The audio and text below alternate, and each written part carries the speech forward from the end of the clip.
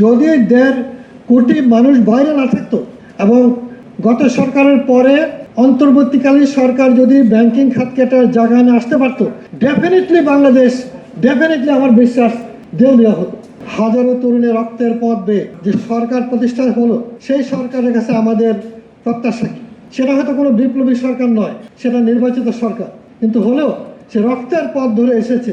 যদি রক্ত তরুণরা না দিত, কখনো এই সরকার আসতে পারতো না।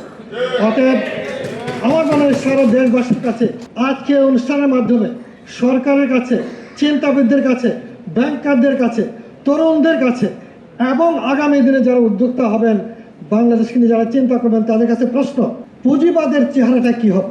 পুঁজিবাদের চেহারা কি এরকম হবে যা আমরা দেখেছি?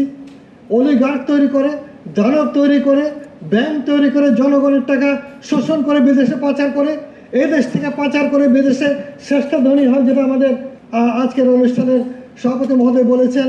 এটাই কি আমরা তরুণদেরকে শেখাবো, নাকি নবতর কোনো রকমের রাষ্ট্রীয় পুঁজিবাদের দর্শন তারা হাজির করবে? এই প্রশ্নটা আপনাদের কাছে আমি রাখতে চাই যে পৃথিবীতে যারা জাতি হিসাবে উত্থিত হয়েছে, এখানে একটা সেনাবাহিনী আছে, বিভিন্ন বাহিনী আছে, ইনস্টিটিউশন আছে, ব্যাংক আছে, তার অর্থনীতি এরকম হতে পারে? যদি 1.5 কোটি মানুষ বাইরে না থাকতো এবং গত সরকারের পরে অন্তর্বর্তীকালীন সরকার যদি ব্যাংকিং খাতকে একটা জায়গায় নিয়ে আসতে পারতো, ডেফিনেটলি বাংলাদেশ আমার বিশ্বাস দেউলিয়া হতো। সামনে হবে কিনা আমি জানি না।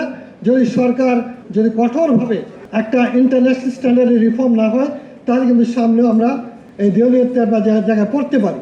এইটা বোঝার জন্য রাজনৈতিক সরকারকে ডেফিনেটলি অনেক সচেষ্ট হতে হবে।